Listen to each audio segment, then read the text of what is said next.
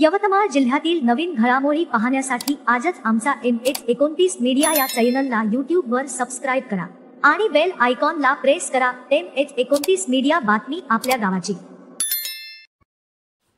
कर्जमाफीच्या मागणीसाठी दाभडीत प्रहार, सरकारने शेतकऱ्यांना सोडले वाऱ्यावर, मंत्री बच्चू कडू यांचा घणाघात। महाराष्ट्रात निवडणुकांच्या तोंडावर समस्त शेतकरी बांधवांना सत्ता आल्यावर कर्जमाफी करण्याची घोषणा करण्यात आली होती, पण सत्ता स्थापन होताच तो मी नवेच्या सरकारच्या पालटूपणा विरोधात राज्यभर शेतकऱ्यांना एकत्रित करीत प्रहार पक्षाच्या वतीने आंदोलन छेडण्यात आले होते।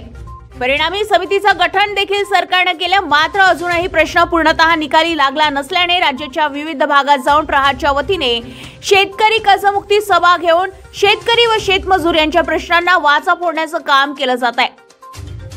काल आर्णी तालुक्यातील ओंकारेश्वर मंदिर दाभडी येथे सभेचं आयोजन करण्यात आलं होतं। शेतकऱ्यांकडे पाठ फिरवणाऱ्या सत्ताधाऱ्यांवर शाब्दिक घणाघात केला। जाती धर्मांसाठी लढणारे शेतकऱ्यांसाठी बोलत नाही, आपली लढाई आपल्यालाच लढावी लागणार असल्याचं सांगून लोकशाहीने आपल्याला जो काही मूलभूत अधिकार दिलाय त्यानुसार आपल्याकडे सत्ताधाऱ्यांना चालवण्याचे अधिकार दिले आहे, मात्र सत्ताधारी मतदात्यांना चालवित असल्याचे प्रतीत होत आहे। हे दुर्दैव आहे। जगाचा पोशिंदा आपल्या पिकाला सन्मानजनक हमीभाव नसल्याने हतबल होऊन जीवन त्यागतोय, परंतु निर्दयी सत्ताधाऱ्यांना व प्रस्थापितांना त्याची कीव येत नाही असं सांगून पुढील लढा तीव्र करणार असल्याचं सांगितलंय।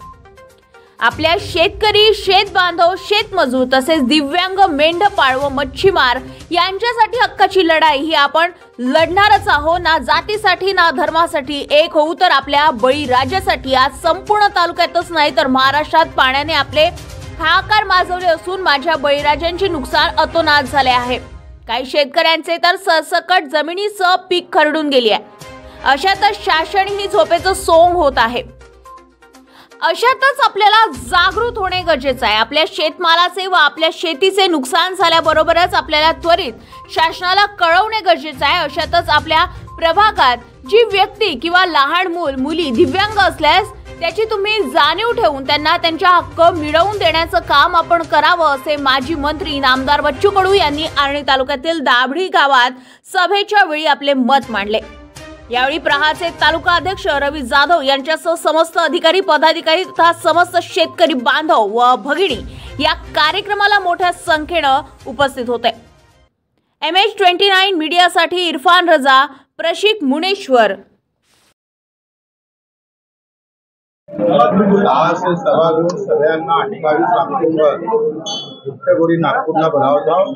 तिथे शेतकऱ्यांची, शेतमजुरांची महाहक्क सभा होणार आहे। त्या सभेत सगळ्यांना यावं त्याचं निमंत्रण द्यायला शेतकऱ्यांना आलं आहे। एकतर सोयाबीनचे भाव 3400 आहे आणि सोयाबीन हातात आली नाही।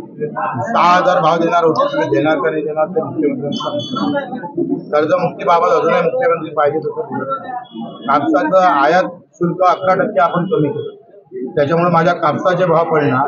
आज सगळ्या इथे पिकं आहे, प्रचंड पावसामुळं प्रचंड नुकसान झालेलं आहे। त्याचे पंचनामे नाही, त्यांना भरपाई भेटणार का नाही याच्याबाबत वाच्यता होत नाही।